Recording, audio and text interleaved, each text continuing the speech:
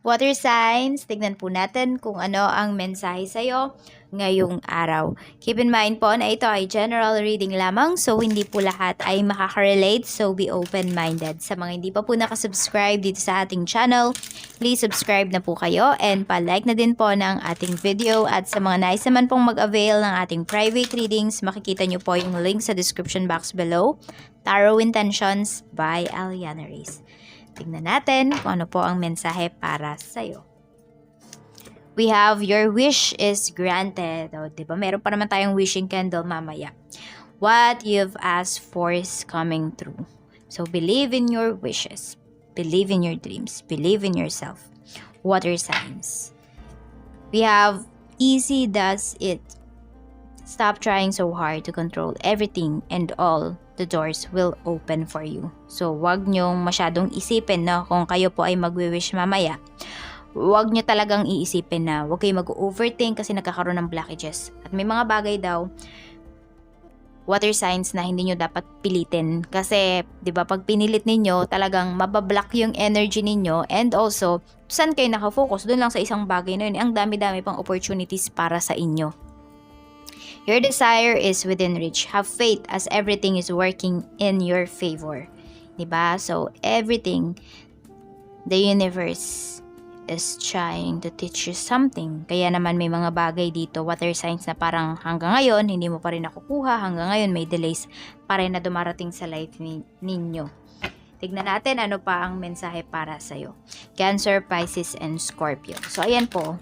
Talagang may mga blessings dito na paparating sa inyo ngayong araw. Tignan natin, spirit guide, ano po ang mensahe natin. We have partnership. Allow helpful, supportive partnerships into your personal life and career. And both parties benefit as a result. You are receiving help from heaven and from a person who brings needed skills and resources. So, pwede po na ito yung pinagdasal ninyo na may makatulong sa inyo, water sign. So, ibibigay na po siya ni universe. And also, ayan po, kung meron kayo ditong partnership, merong mga tao dito sa life ninyo na hindi na nga nakakatulong, tapos sinasaktan pa kayo, ano pa, 'di ba? Binibigyan pa kayo ng problema. So, alisan nyo na daw yung relationship na yan. Alisan nyo na daw yung partnership na yan, sabi ni universe. Kasi, naku, pag ganyan yung kasama ninyo, di na nga sumusuporta, tapos sakit pa ng ulo, ano na lang ang mapapala ninyo dyan? Water signs. So, mahirapan lang kayo, hindi ba? So, dun kayo sa mga relationships, dun kayo sa partnership, sa, sabihin nga natin, yung soul tribe ba ninyo? Yan, yung mga tao na iintindihin kayo. Yung may give and take ba? Ayan, tignan natin, spirit guide. Ano pa po ang mensahe natin? Mensahe po natin, spirit guide, for water signs. Cancer, Pisces, Scorpio, Sun, Moon, Rising, and Venus. Tingnan natin, spirit guide. We have divine timing. Pagdating to sa trabaho mo, divine timing. So, yung iba po sa inyo, kung may maganda kayong trabaho, or kung hindi maganda, no, kung mayroon kayong trabaho. Water signs, be thankful. Kung kayo naman ay naghahanap ng trabaho, ang sinasabi sa inyo dito ni universe, malapit na. Huwag kang sumuko. At yung mga nagre-resign or mga magre-resign naman dyan, make sure lang po na meron kayong plans. Hindi pwede na pabigla-bigla lang kayo, mahirapan kayo niyan. So, dapat may plano. We have growth pagdating sa negosyo. So, pagdating po sa inyong negosyo, makikita mo na everything talaga is working out in your favor. Makikita mo na yung mga products mo na hindi mabili nung nakaraan, pwede ngayong araw na to, mabibili na yan. Past, present, and future. So, ang dami mong natutunan. Marami din sa inyo. Ilang beses kayo nag-failed pagdating sa inyong negosyo, di ba? Pero hindi kayo sumuko. Water signs. Ganon din daw ngayon. Sinasabi ni universe, ngayon pa ba kayo susuko? Ngayon, ibibigay na niya sa inyo yung nararapat na blessings para sa inyo. Kaya huwag kayong mawawalan ng pag-asa dito. Kasi yung business nyo na to, makakasama nyo pa yan sa future ninyo. Yung iba po sa inyo, pwedeng ipamana nyo pa yan sa inyong mga anak. Ayan po. Kasi pwede pa siyang lumago. Water signs. Huwag kayong mawalan ng pag-asa na, ay, naku, maliit lang po yung business ko. Pwede yang lumago. Tignan mo, may growth tayo dito. kailangan nyo lang malaman paano ba. Paano ba? Ano bang gagawin yung diskarte? Baka kasi po yung iba sa inyo, water signs, ay kulang kayo sa diskarte pagdating dito sa business ninyo. Paano nyo ba papaikutin yung business ninyo? Yan. So, yun po yung alamin ninyo kasi pwedeng lumago yung business ninyo. May potential po talaga yan. Tignan natin. Nakita nyo ba ilang taon na bang nakatayo yung business ninyo? Ilang months na bang nabubuhay yung business ninyo?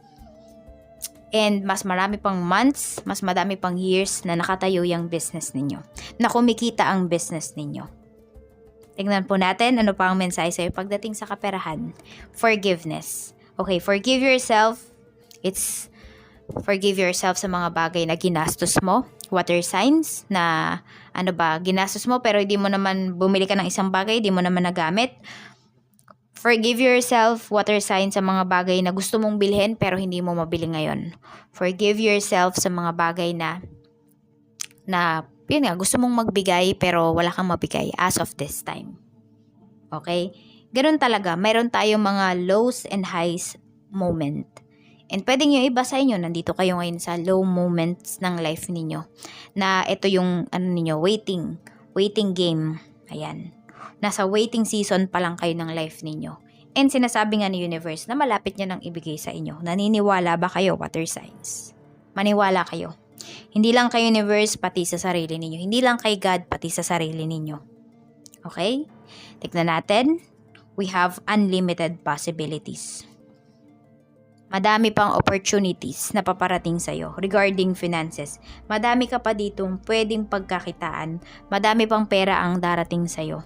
Pero, patawarin mo na yung sarili mo dito sa mga bagay na hindi mo ginawa regarding your finances at sa mga ginawa mo na pumalpak. Water signs pagdating sa finances mo. Forgive yourself. Past na yun. Okay, mag-focus ka sa ngayon kasi napakadaming ibibigay sa'yo na opportunities para kumita ng pera. Kailangan lang talaga, sabi ko nga sa inyo, baka yung iba sa inyo kulang kayo sa diskarte. Need nyong maging madiskarte. Hindi pwede yung masipag lang tayo. Totoo yun, water signs. Hindi pwede na masipag lang tayo, ganyan. Ano ba yung skills ninyo na wala sa ibang tao? Pwedeng yun pa. Pwede nyo po yung i-enhance. Ano ba yung alam mo na hindi alam ng ibang tao dyan sa paligid ninyo? Pwede mo yung pagtuunan ng pansin. And pwede mo yung pagkakitaan. Tignan natin, pagdating naman sa love life, spirit guide, kamusta naman po ang love life ni water signs? We have burden. So yung iba sa inyo, ayan po, nahihirapan na kayo dito pagdating sa relationship or you feel na parang burden ka lang sa family mo, burden ka lang sa asawa mo. We have discernment. So you're very concerned. Ano ba yung tingin sa'yo ng asawa mo ngayon? Ano ba yung tingin sa'yo ng family mo? We have slow but steady. Okay, they are trying to understand you and the same, you are trying to understand them. Water signs. Ang maganda dito kasi nagmi-meet kayo halfway ng person mo, ng asawa mo, which is good, which is a good thing talaga pagdating dito sa iyong relationship. So, tingnan natin, any messages po, spirit guide, tingnan natin. We have, I regret lying to you. So, someone, ayan, meron ditong someone na, ayan, na nagsinungaling sa'yo. Pwedeng white lies to. Okay? Pwedeng nagsinungaling yung tao na yan para hindi ka masaktan. Pwede rin na laging may nagsisinungaling sa'yo dito. So, tignan mo sa mga mata, kung sino man yung hindi makatingin sa'yo ng diretso, ayan, yan yung nagsisinungaling sa'yo. Tignan natin, ito yung mga lucky numbers mo. We have number 30, we have number 38, 23, 10, 6, 3, 19, and number 4. Yan po yung lucky numbers mo. At ito naman po yung ating wishing candle. Mag-wish na po kayo. 3 wishes, 3 times nyo pong ulitin. So, ito na po ang third day natin for wishing candle.